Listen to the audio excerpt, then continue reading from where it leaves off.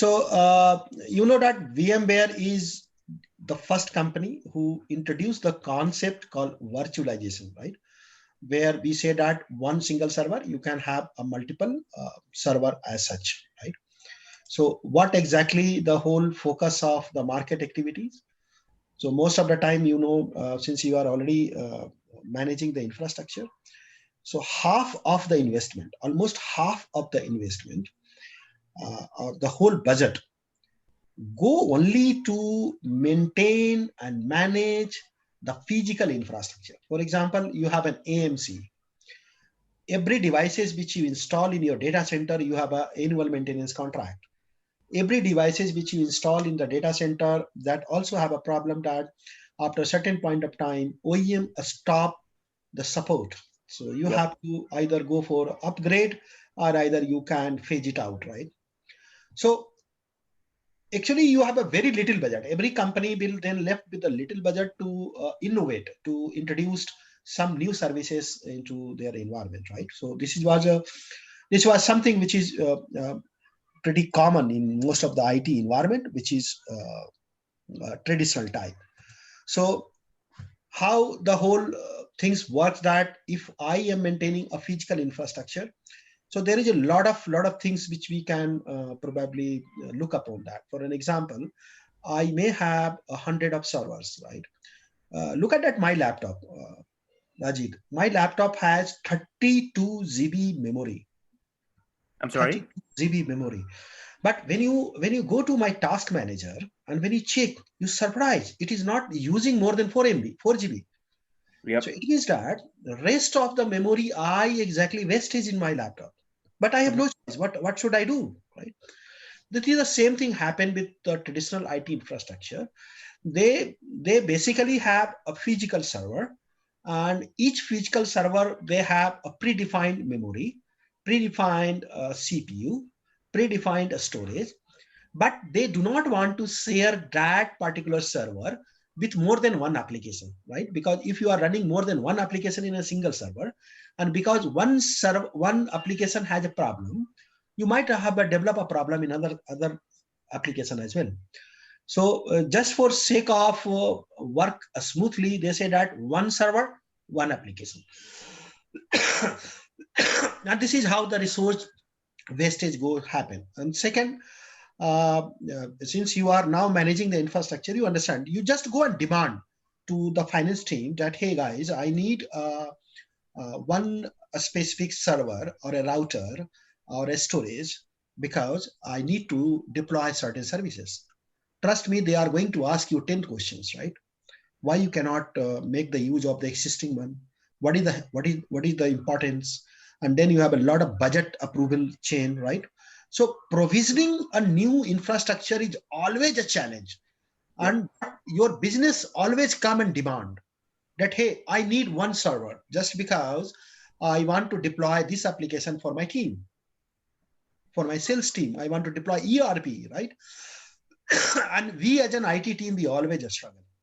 So this is a very, very typical challenge most of the data center has at that point of time. So, and this is what exactly. I'm not sure how neat and clean your data center is, but it's extremely clean. So what happened, Rajit? Let's say, for example, I was the administrator 10 years back for your company, right? So I set up the things as per me, right? I know where I can take the wire, where should I go and do this thing, right? When you took over as a next administrator, probably I download you only 50%, right? Rest of the 50% I do not download. And then you start managing the infrastructure, then you do and set up the thing of your own. And this is how the things will get messed up now, right? Yep. So probably in your existing company, you might be a 10th or 12th administrator. So what will happen to the 11th administrator who did this job? They try to do the things in their own ways, right? So this is how the whole things will go mess up, and it's a really, really challenge, right? To managing the things very well. So what the exactly solution people offer that, and especially when the VMware come, they say that I develop a software or I develop a kind of a small module which will make your CPU, your memory, your LAN card, and your disk to talk each other in an isolation way. It means that when my operating system will look the memory, it will only able to see the memory whatever is allocated to them. It does not matter that how much memory is installed in my system. I said that I have a 32 GB. Trust me, when I install any application, let's say I install a database server, okay? When you open a database server, you will surprise that they are going to claim all 32 GB. This is how the most of the application is going to work, because they say that, oh, 32 GB available for me. You understood the problem? Every application will try to claim all the memory, all the CPU by their own. Correct? So it is something like that. I stay in a room and I think that the whole room is mine. Yep. Yeah. Right. So this is what the VMware did. That they said that I can restrict the application. I can restrict the operating system to only see the memory, whatever is allocated to them. They are not able to see the whole memory at all. They are not able to see the how many CPU has been there in the physically installed. Right. So it's something like that. In a big hall, I make a partition, glass wall partition, right? So I can only see whatever I am restricting in a specific cabin. Correct now, right? Yes. Yeah. So this is what the shift has been happened from a traditional architecture to the virtual architecture. Right. So they start now seeing the allocated memory, allocated CPU, allocated disk space. They have no clue what is the total memory, what is the total CPU is installed in the system. And this is how the VMware are able to convince the kernel of, or you can say that the whole BIOS program, they just try to alter it. They say that now you have to only see what is you are assigned to. You should not see the everything. Right. Correct, right? So then this is how the virtualization technology actually give a kind of an isolation in the sense that we all are living in a same big space, but we all are limited to our own room, our own bedroom. We have no clue what is happening to the other room at all. So it's kind of a virtual partitioning happening now. So the ESXi host considered to be, that's a hypervisor type 1, right? Yes, exactly. Okay. Yeah. Now, why people are start moving towards the virtualization? See, you see from a very high point of view. If you remember, or probably if you recall, some 5, 6, 7, 8 years back, there is a big concept start happening. Green data center. Every big company, they start claiming that their data center is a green data center. So the word green means, look at that. If you have your laptop, trust me, when you run it 24/7, your laptop, it omit lot of carbons. Correct? Yeah. These carbons are actually somewhere contribute this global warming factor. Right? So when each company running thousand servers, you understand the amount of carbon was released every minute, every day. So what will happen when this physical 10,000 server reduced to 100 server? So it means that from my data center, I have reduced the carbon footprint. Correct? Huh? Yeah. So this exactly became a kind of a corporate social responsibility also, that you are running your business, and to run your business, you need an application. To run your application, you need an infrastructure. But the problem is your infrastructure is emitting lot of carbons, and that carbons is going to contribute somewhere the global warming. So as a corporate, what is your social responsibility? How can you reduce this carbon? Now the business said that how can I reduce the carbon? If I try to reduce the carbon, it means that I try to reduce my physical infrastructure in Physical data centers. center. Yes. But I cannot, because my multiple application is running on that, right? Yes. Yeah. But now because of the VMware, this is possible. 1,000 became 100. This is called consolidation. Yes. Yeah. As well as now every company in a traditional time, they are not dependent on one data center. They always make a disaster recovery site also. Sure. Yeah. So that disaster recovery site is again going to double the cost for the company. Because if you have 100 server here, you have to keep 100 server on other site as well, right? Mm-hmm. Yeah, because it's a replica. Now, because of the VMware, number one, your number of server get reduced. Number two, the replication itself get very, very fast. So you can replicate your complete server over a WAN, over a lease line to another server using the VMware compressed technology, encrypted and compressed technology. So you can make your redundant data center more easily in a very cost-effective manner and without any complexity. Third, with the VMware, you can still use your old hardware. You do not have to discard the hardware. Third, now the migration is become pretty easy. Just right click and say migrate, and server will migrate from one server to another server, right? Just say migrate. Your server will migrate from one data center to another data center, right? But before that, it was not easy. And next, the whole things, as you know, you have a vCenter. vCenter, yes. You can manage everything centralized. So these are the some data point which help the company to adopt virtualization at a very fast pace, or it's a high pace. In fact, you can say that, right? Next thing, this is pretty happen. This is pretty interesting here. You see, when you shut down your laptop and see power on, trust me, it will take minimum, even if you have a very fast laptop, 1 minute to 1.5 minutes, right? Mm-hmm. Right? Understood about the server. If you ever shut down your physical server and when you try to boot it on, it will take minimum 5 minutes. Correct, huh? Yes. Yeah.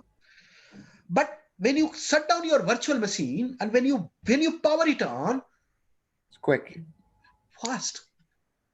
So the main reason why it is fast, that excuse me, you know, there is something called a post routine and a power on self test. So what the power on self test does, that when you power it on, your BIOS program is going to check, hey, keyboard is giving me a signal or not. Yep. Monitor is giving me a signal or not. This driver is giving me signal or not. So they are testing every device. Correct. Now, when every device is tested and when every device is loaded, when whole loading complete, then only you are able to see the booting screen. Now, this whole device driver check itself is going to consume time. What will happen to the virtual machine? Because virtual machine is not going to test the physical any device driver, right? So when the virtual machine you are putting, or you are actually power it on, it only talk to kernel. Kernel say that, hey friend, we already checked, keyboard is okay, mouse is okay, monitor is okay, this device driver is okay. So this state information, there's a state away pass to this specific operating system which you are booting on. Since this information is already available, so they do not waste the time to again go and try to recheck. You understood now? Mhm. So in a very short term, post routine get bypassed in a virtual machine, in a case of a virtual machine. So that time which take by the post is actually omitted, right? So Yes. yeah, so that's the reason why it's a quick boot. Booting time is super duper fast. Mhm. Second, when you have a physical server, let's say for example, I remember I was given an assignment to create a Linux cluster and to install an Oracle, okay, on the both the node. So HP has delivered the server. Now what will happen when we unpack the server? Then first we have to power it this server in a rack to check whether the server is correct or not. Now this whole process is going to take around 2 hours or sometimes 3 and 4 hours. After that, it is mandatory that whenever you have a server and when you try to install a latest application and operating system, you have to upgrade the BIOS. Yes. Yeah. So that process is also a very complicated process. It again going to eat up a lot of things. Once it done that, then probably you are going to start the booting, installing your operating system. Any operating system for that matter, when you took install, it is going to take some time. And when everything is all perfect, then you have to do the hardening of the server as per the way you want. And then when the hardening done, then only install the application. Right now? Yes, sir. Now, in case of a VMware, in case of a virtualization, this whole process is get sorted just because you do not have to do anything physically with the server. Right click and say new virtual machine. I'm sorry. Right click and say new virtual machine. Okay. Right? So when you launch a new virtual machine, you exactly bypass multiple processes which you have to do with the physical server, right? Yes. Correct. Now you do not have to do rack testing. You do not have to do BIOS update. You do not have to put the CD and all, right?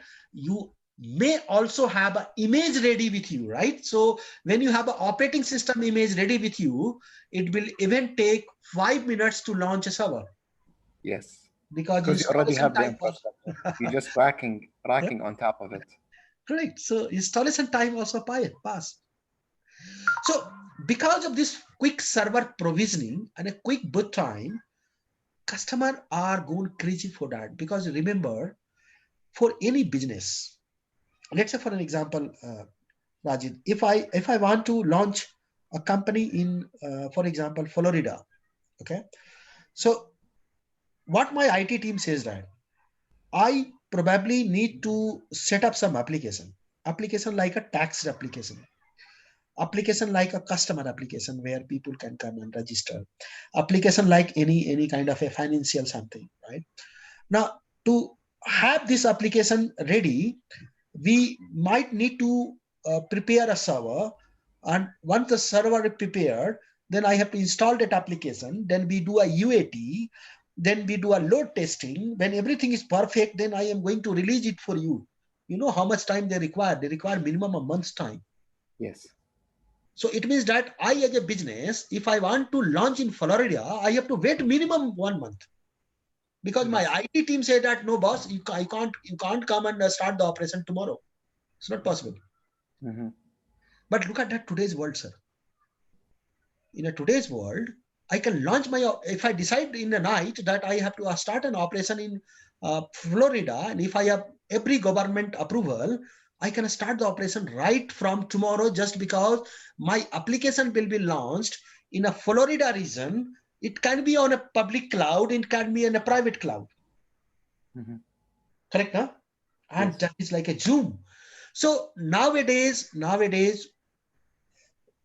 this virtualization technology helping business to move faster than ever before, much before. And this is out of the box story. Okay, you know Alibaba.com. Yes. Yeah. So I remember Rajiv.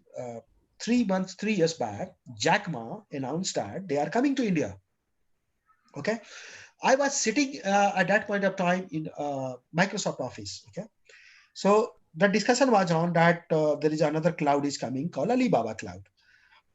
So one people say that, hey, their founder Jack Ma announced that they are coming to India in October. And this announcement was made on July. You know what the Microsoft salespeople response? Huh, dream. Why dream? They say that, to have a public cloud run in India, they have to set up a data center. Yeah. Now, first they have to set up the data center. Then they have to install all the application which is used to run this public cloud. Correct? No? They are Alibaba.com. That's the whole website. Okay. Yep. So that is not possible because that is going to take 2 years. This is how the Microsoft has able to take 2 years to start the business in India. Yep. I think, yeah, possible. And announcement when in July, they are in September, and they say that we have launched a data center. Alibaba.com live from India. Everyone going crazy. How possible? Mm-hmm. How possible? We all go crazy. I also do not understand how they does that. What the magic they did? Mm-hmm. You know what they did? What? They tie up with IBM. Okay, IBM delivered 1,000 server in the data center in Mumbai. Okay, so they already hired people. Their people, they just go and powered on the servers. They powered on the servers, and then they have a kind of that now the operating system also come in a chip. Mm-hmm. Preloaded operating system, you can say, right? Yes. Most of the server now come with a preloaded operating system. So they already have an operating system pre-installed. So just engineer had to do nothing. Just push this rack into that server into the rack, and they simply power it on. Okay. On every server, they installed a Docker engine or Docker agent. Whole Alibaba.com was already running in a Docker. And what their engineer does, they only pull the Docker image and they live the server. Mm-hmm. Correct now? Yes. So on the thousands of servers, they pull the Docker images, which is running Alibaba.com application, and they are able to launch this Alibaba.com in India within 2 months. Wow. 2 years versus Microsoft versus 2 months of Alibaba.com. Mm-hmm. Then people start realizing in India that how much technology has changed now. Correct now? You remember physical server to now we are talking about right now virtualization. From virtualization, we already moved to a public cloud. From public cloud, we already moved to containerization. Yep. I know, right? Everything runs off a container. I think Google runs off Docker. Yeah, complete Google.com. So it's huge website. They are running inside the container, right? Yes. So it means that we already take a huge jump from very, very old technology to this one, right? But this is how the virtualization offer. In the end of the day, it's all a virtualization, nothing else, right? Yes. Docker is also a kind of a virtualization technology only, right? Well, you still have to have a VM to run Docker, so Yeah. It's a virtualization technology only, nothing else. Yeah. So this is how the whole environment will look like when you traditionally have a vSphere, when you traditionally have. So what's the difference between vSphere and vCenter? Is it the same names? No, vCenter is a management tool, and vSphere is a kind of a package. So vSphere package contains ESXi and also the management tool. Otherwise, if you only buy an ESXi, then the vCenter you have to buy separately. So, okay, so you have to have. You can think that it's a kind of a packaging, beautiful packaging. Okay, so when you purchase ESXi, it comes with the vCenter software? No. ESXi is separate, vCenter is separate. Both are two different products. Okay. But when you purchase a vSphere license, when you purchase under the vSphere license, then you are going to get both. So your price change will be almost 30 to 40%. Okay. If you buy both products separately, it's a 40% more costly to you. right? So you can say that it's a kind of a marketing brand, nothing else. vSphere is not a product itself. It's a kind of a package you can think of. Okay. Right? So this is how Microsoft has now, sorry, how the VMware has now moved towards from here to there, right? So this is how the hypervisor work. Hypervisor is a very small software. Maximum size of the hypervisor is 100 MB. Just 100 MB. I'm sorry? The maximum size of an hypervisor is 100 MB. Okay. So 25 MB to 100 MB. It's just so small, damn small, right? If you compare with a full-fledged software. So what the virtualization does, it basically acts as a mediator between you and the kernel of, or you can say the BIOS of the actual hardware. So you as an application or operating system, you never see the actual BIOS configuration. Okay, you only see whatever is allocated to you. I allocate 2 GB, so you will think that there is only 2 GB RAM in this server. Right? So it's basically act as an interface between the real BIOS and your operating system kernel. Right? So it sits between both of them. Now, this is what you are talking about, that one is called bare metal. Bare metal means where we are going to install the hypervisor on the physical server itself. So hypervisor, it's basically the software for the ESXi. Yes, exactly. Yeah, exactly. And that in this case, you cannot install any other things except that hypervisor. Right? So first you have to install the hypervisor, and then only you install any other operating system on top of that. So the ESXi, is it like a computer tower, or looks like a switch? It's like a switch, right? It's like a switch. Yeah. Like a switch. Okay. Yeah. Correct. So there are three very popular hypervisor in the market. One is a VMware have a ESXi. Microsoft has a Hyper-V, while Citrix was quite old and that have a Xen server. Xen, is that the VDI or no? Xen? So Xen server are popularly used in terms of application virtualization, where you install application inside the Xen server. Then for a client perspective, you have a small client. When you log like an in, agent. you only see that application. VDI is a complete operating system you are going to get. Okay. Now, another one Hello? is a, yeah. You are able to hear me? Yes. You cut out for a little bit. Oh, okay. It's fine now? Yes. Yeah, that's wonderful. Yeah. So these three are a very popular, you can say, a bare metal hypervisor, while Linux also have their own hypervisor known as Nova, N-O-V-A.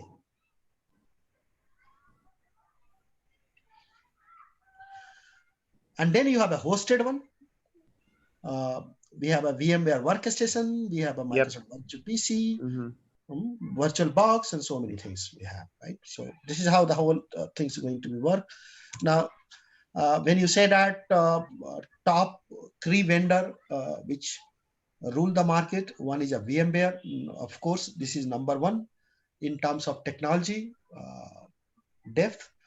Citrix was a quite old player, but once the VMware start taking up the market, Citrix somewhere go in a backseat. And then we have a Microsoft, which is definitely a market leader. And that's the Hyper-V, right? Yeah, this is Hyper-V, how they have come up with that. So these are the three main popular one, but still you will find that some of the open source also they are providing their own virtualization technology on top of that. So everyone have their own, you can say, advantage, disadvantage. For an example, VMware is quite mature. VMware also very stable.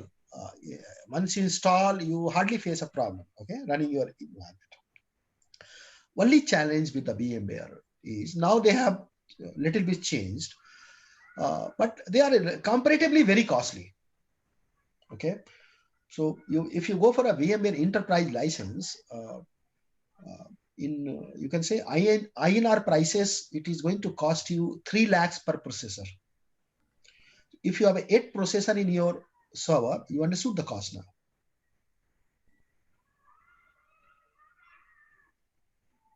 Correct? While Yes. Microsoft is comparatively much cheaper, but Microsoft never seen by the industry as a true virtualization leader, right? Citrix was quite good, but the reputation of the Citrix is more, as you say, VDI or application virtualization. They never be considered as a right choice for a server virtualization, right? While the open source, they are pretty low in cost, but the only problem that you have a lot of patches to always update because it is never stable, right? So this is a little market or competitive analysis. So VMware as a company, if you see, it's formed in 1998. It was quite an old, you can say, a figure now. I hope you are aware that VMware is now acquired by Dell. Really? Okay. So VMware is now acquired by Dell almost 2 years back. So many people see that it's a killing of the competition, right? Because you understand that Dell is a market leader in server, right? Server Yes. storage. So what the Dell is facing a challenge that, let's say I am a customer of a Dell. So every year I buy 100 server, for an example, but suddenly I stop buying, or you can say that I reduced my quantity from 100 to 10 because on that 10 physical server, I install VMware and I can create multiple virtual server. Correct now? So people are definitely it is going to impact the business of big giant like Dell, right?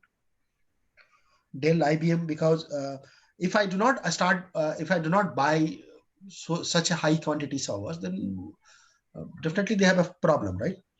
So what they did now, they first IBM try, but ultimately Dell succeeded and they acquired the VMware.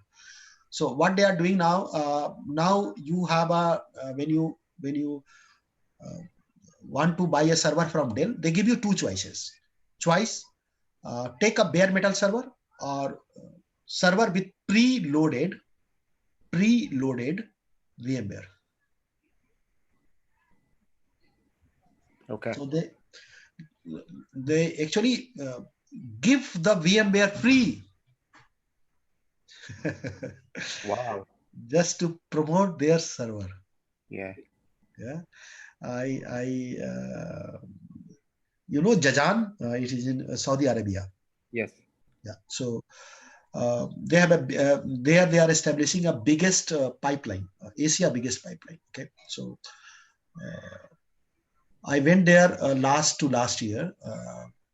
They are establishing a data center. So their whole infrastructure is a Dell infrastructure, everything A to Z. All their server is preloaded with VMware. And when I just for a curiosity, when I asked that how much, because VMware, I know that it's a very costly license, right? Then they said that no, VMware is free. We only pay the license of a server. So actually, they kill the competition, correct? No, customer have no choice, right?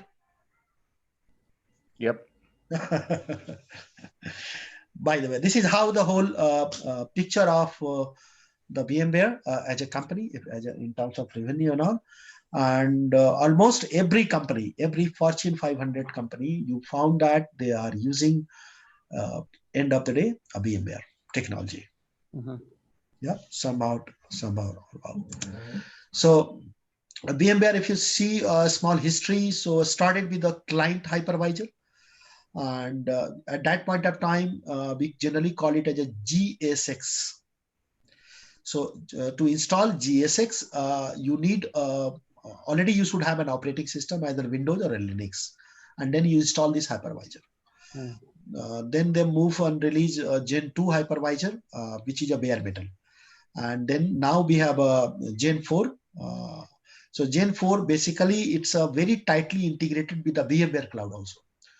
So now you can also integrate your on-premises, your vCenter can talk to VMware Cloud. So you can easily migrate the server from on-prem to VMware Cloud, from VMware Cloud to on-prem. Is that popular?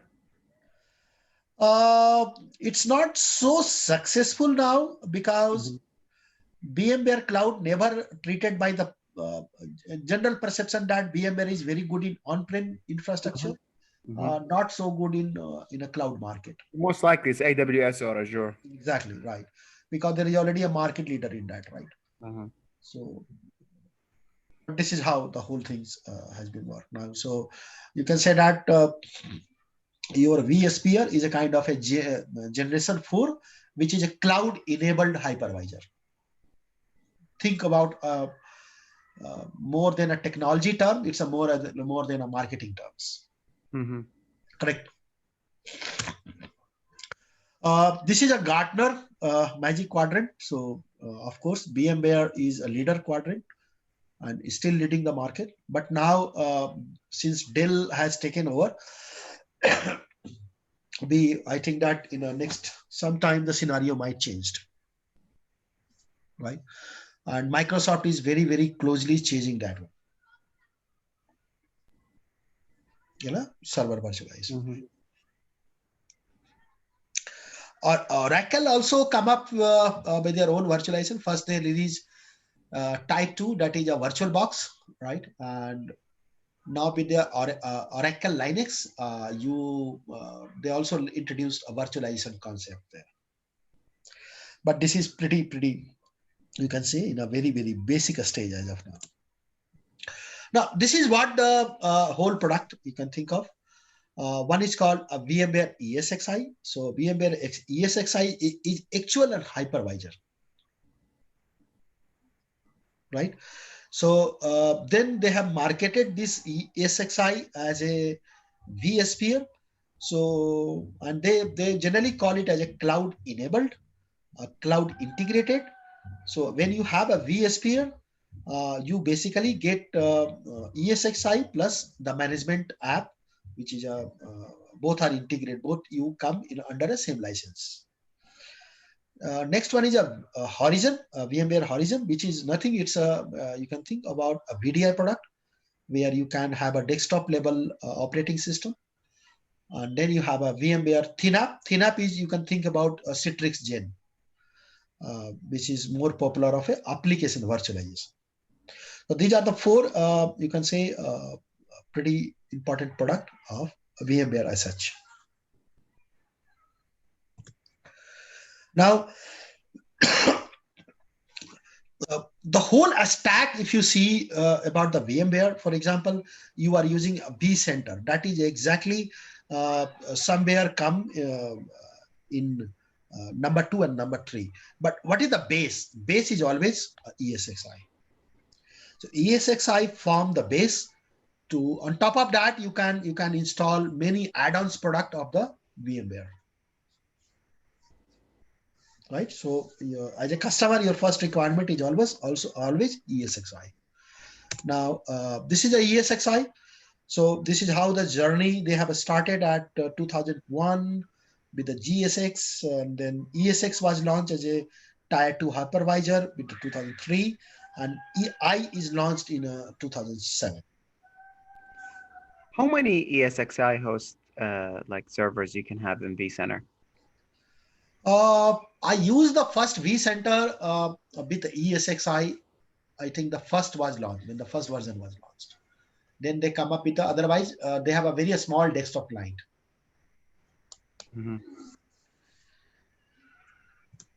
And now this is how the ESX and ESXi, you can probably have a small comparison. For example, how much disk size it can support, how much you can say a kernel size it has, what is the overall size you had, how many modules you can run. So these are the basics. Probably you can go through that, the whole bunch of key.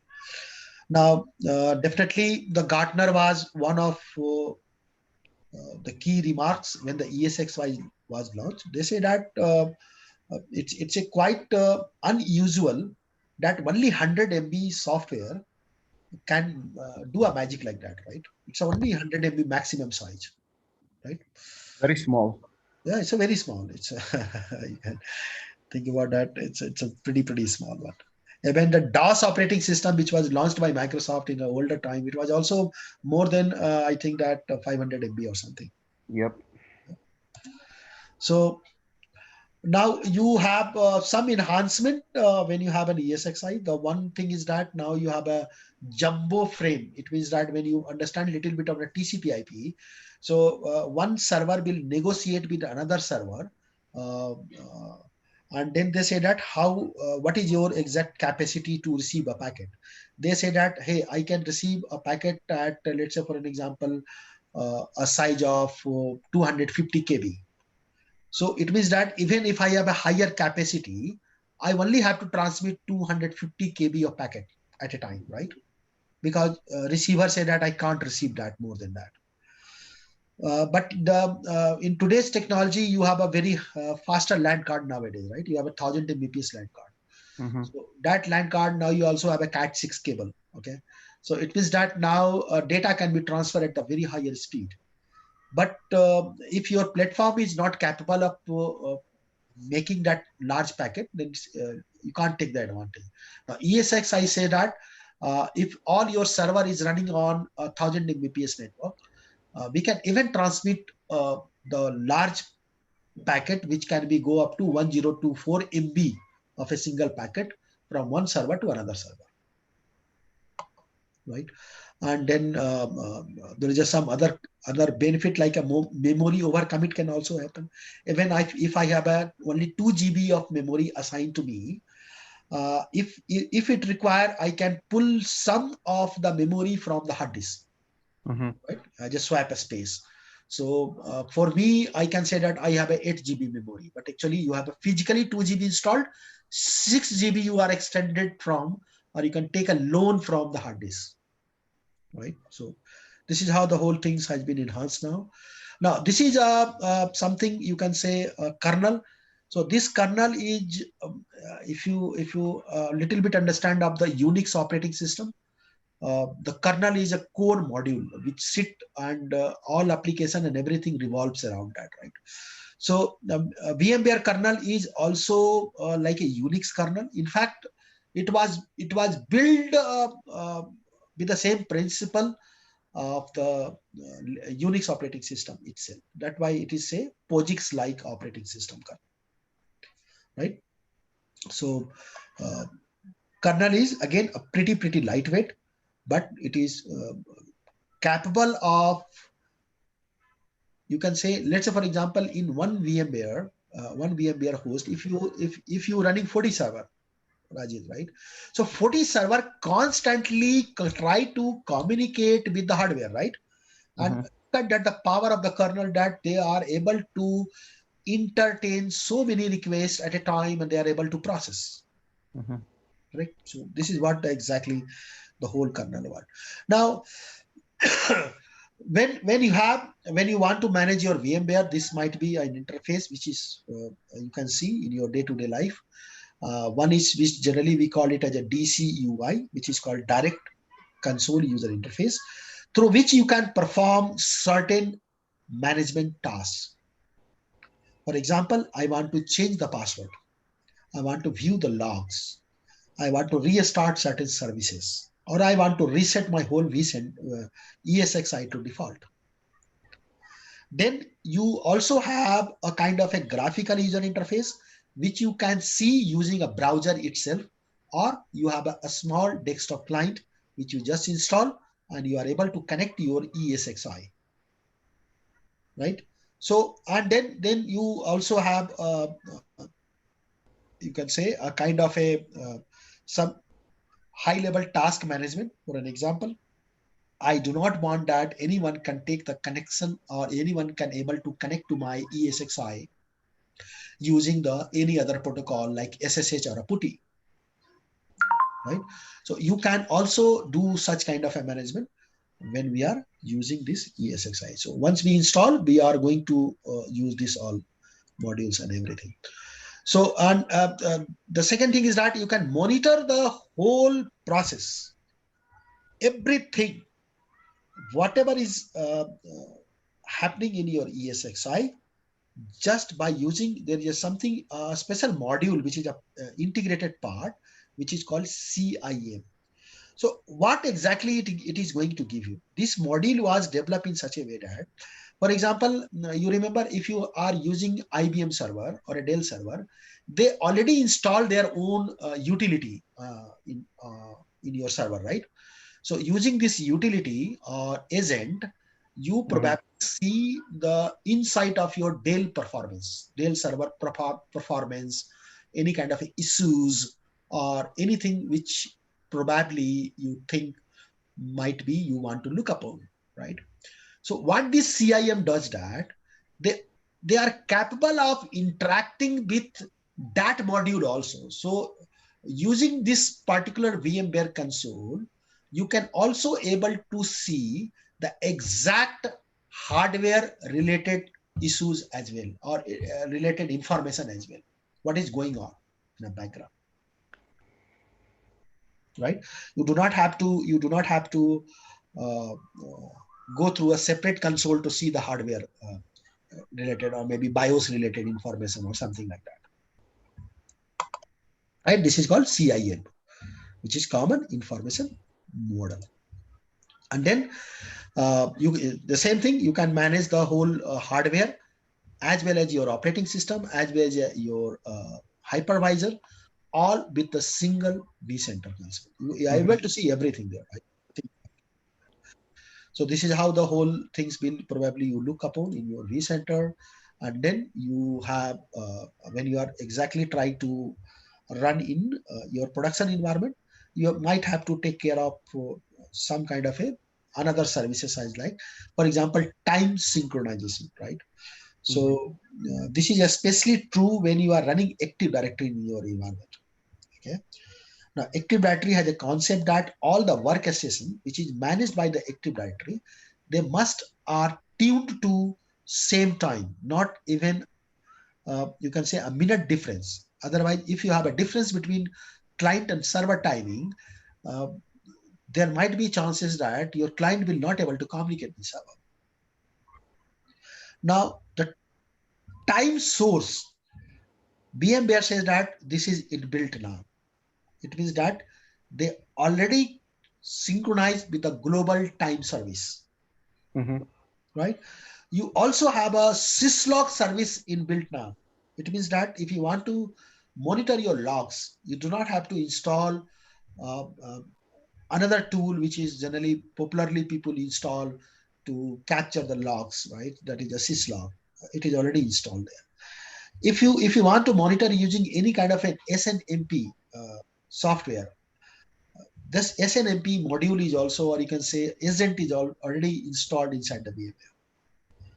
So you have a lot of things now which you can think upon when you are working on a VMware, a lot of improvement. Now you can also integrate your login with Active Directory. Okay, so you can use the same username and a password, and then you have a different kind of a diagnostic and troubleshooting. We will see this module. It is an interesting one. You have a lot of command base through which you can find out or fix multiple issues running in your vCenter or maybe an ESXi. Okay, and this is how the diagnostic logs. There are so many logs which you can check out when you are try to diagnose a problem in your ESXi or your VMware environment. All right, so this is how the whole file when we are going to do that. So this is what the VMware VSPR dot. So you can think about that. It is like a package. Now I will take you to quickly in next 5 minutes to, now this is what the environment you have. Okay. So in the third class, we will help you to get that access.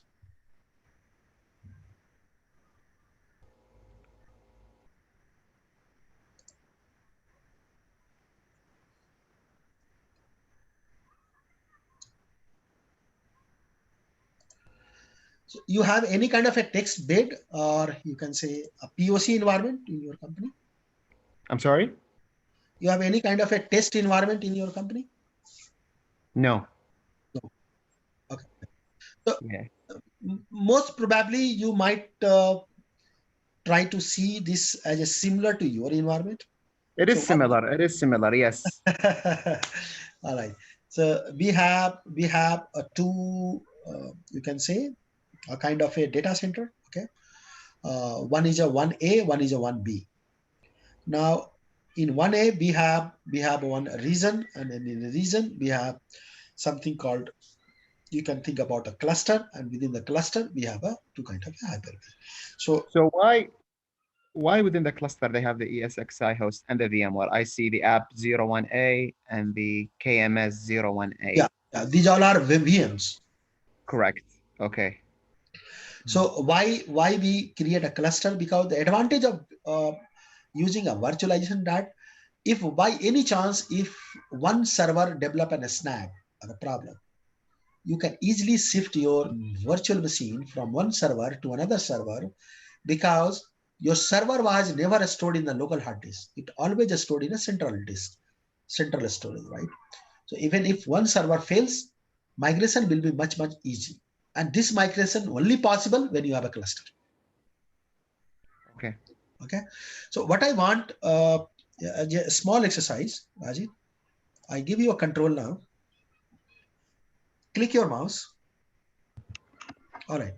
Now right click that VCSA01. Say new data center.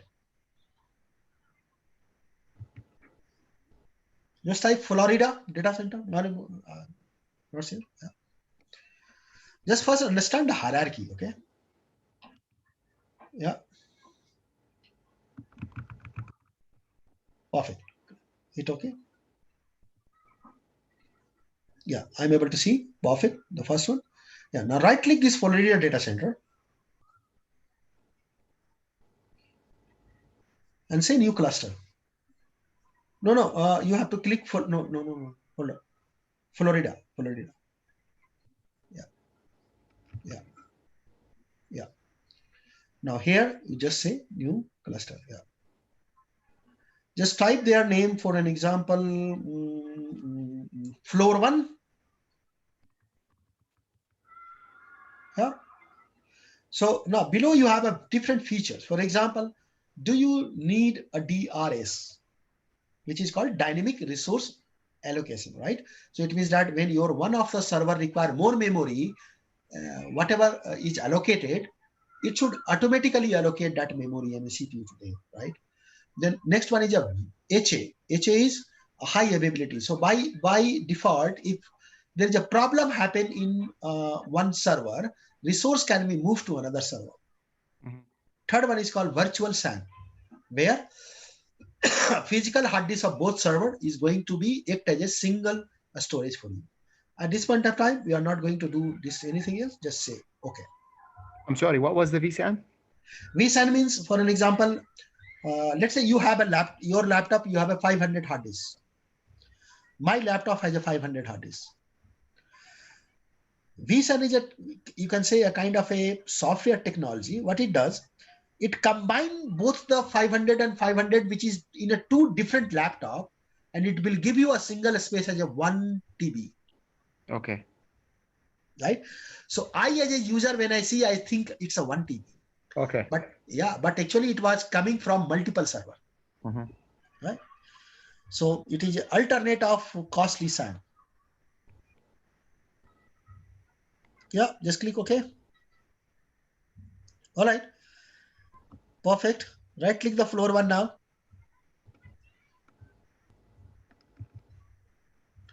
Now you have an option to add host. When you say host, ESXi host, right? Yes, exactly. But I do not have at this point in time. But anyhow, you click. Okay. Okay. So I say that, sorry guys, you do not have host, free host available, right? Mm-hmm. Understood, right? So just cancel this one. That's perfect. So it means that every So, VMware. so So we have a data center, and within the data center cluster, right? yes. Okay. Okay. Got it. So Mhm. first one, you can think about a private cloud. You have one private cloud. The name of the private cloud is VCSA 01A. Within this private cloud, I have a two data center Florida and data center region A01. You understood now? Mm-hmm.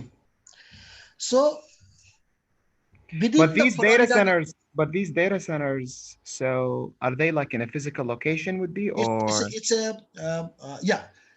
Basically, I am representing my physical location inside a VMware. Okay.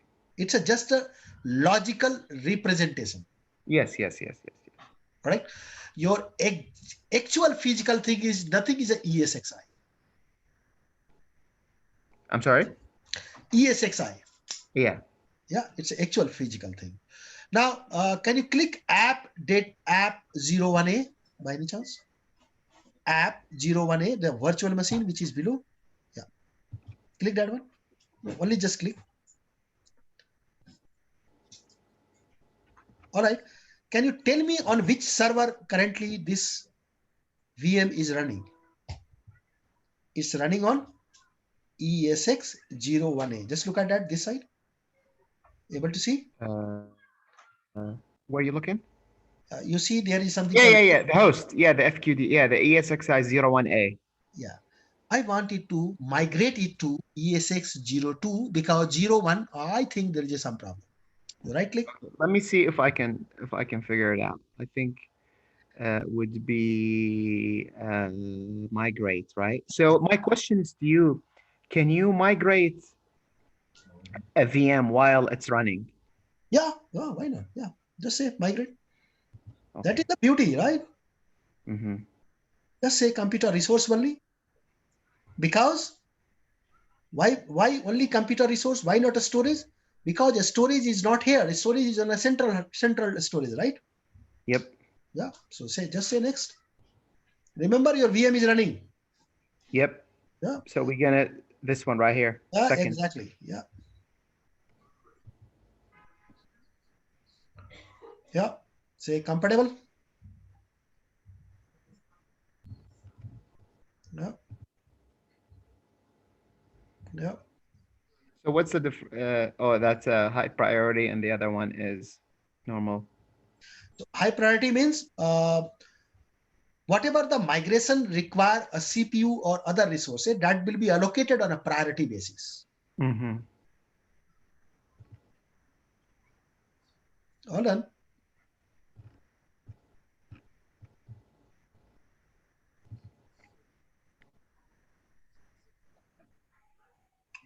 Remember VM, still that VM is running. Mm-hmm. It's right here. Correct? It's still powered on. Just look at that. Yes, it is. I hope you have a better clue now, right? Yes. Yeah. Yes. I wasn't sure if you can migrate a VM while it's running. So what's the vMotion used for? vMotion generally used to migrate the virtual machine from a storage 1 to a storage 2 What do you physically. mean? What do you mean storage 1 and storage 2? Let's say, for example, I have a SAN storage 1 where all my virtual machine is stored. Okay. Mm-hmm. Now, for XYZ reason, I want to move some of my virtual machine from a storage 1 to a storage 2 because might be I got a new, more powerful SAN storage, faster SAN storage. Okay. So for that, we have to use vMotion. Okay, got it. Because in our environment, we use something called NetApp. Yeah.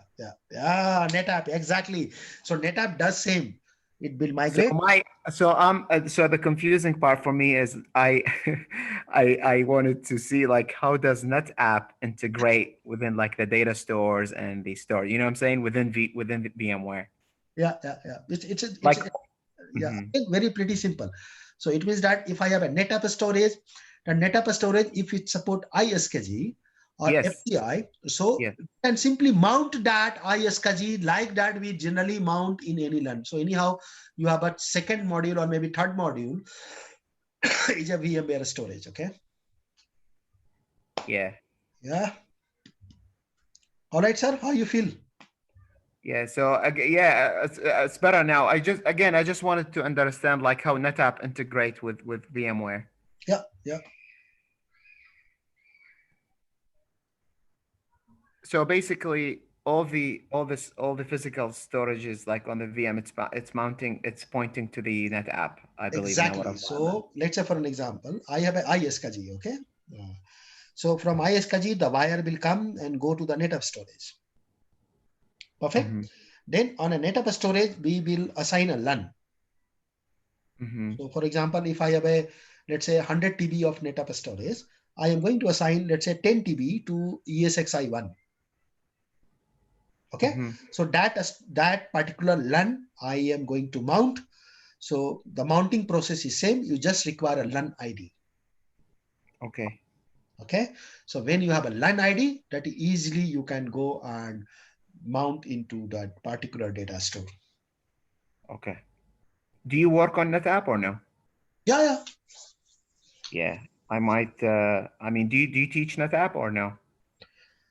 We can teach, but only problem is that we do not have a device. Device you have to provide me Okay. Okay. right now, because the problem with the NetApp is that it is not online, right? We can't use that. Yes. Yeah. So if you have a LAN mapping and all is connected, then we can do that. But unfortunately, the device is not, because it's anyhow a training center right now. Yeah. Yeah. Yeah, Let's. last time we had an issue with so one of the VMs when he clicked on it was getting a 169 a IP address for Oh, some oh, reason oh. because somebody installed VMware the VMware tools, I think, Yeah, yeah. and it messed up the NIC settings for some reason. It tries to get an IP from I mean all these VMs, they do have a static IPs. Yeah. So when he installed the VMware tools, it kicked out the static IP and it tried to the VM tried to get an IP address from the DHCP pool, and apparently it didn't. So it assigned itself a 169 IP. Yeah. So my question is there any way, so let's say you have a VM that it has a static IP address and you went to vCenter, you clicked on it, it has 169. Is there any way within the VMware you can check what was the static IP that was set to before it got the 169?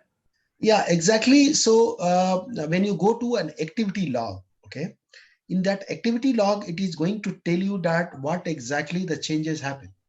So that's within VMware, right? Within the VMware itself when you log in? Yeah, yeah. Okay. Okay, we'll look at that later and see how it Yeah. All right. So what would be the schedule for tomorrow? Is okay? Or Yes. So tomorrow is Saturday, right? yeah, yeah. Yes. What time? What time is it? Same time Same or time. I think that work for me. same time works for? So I just wanted to know what days will be conducting the sessions and what days will be having off. So Sunday we will take a break. Sunday break, yes, because Yeah, Sunday for me is the first day of work. yeah, exactly. So my work day starts Sunday. Yeah. So we can take a break on Sunday. Then we can again meet on Monday for an example, Mhm. and then we can probably take a break on Tuesday. Will that work? What day? Tuesday, Sunday, and Tuesday we will have a break. Sunday and Tuesday break. Okay. Okay, and then we connect on Wednesday, and then again on Friday. Okay. So Sunday, Wednesday, you said? Yeah. So I say Sunday break, Yes. Tuesday break, Sunday. Okay. And then probably if you want, we can take a break on Thursday as well. Or if you want, we can continue. Okay, and what time? Because today, because Fridays and Yeah, so Saturdays, you are on leave. Yeah. Fridays and Saturdays I'm off, so I'm flexible. Perfect. Then I think that let's first connect tomorrow. And first tomorrow we try to install ESXi. So Okay. tomorrow we'll connect the same time as today, right? Yeah.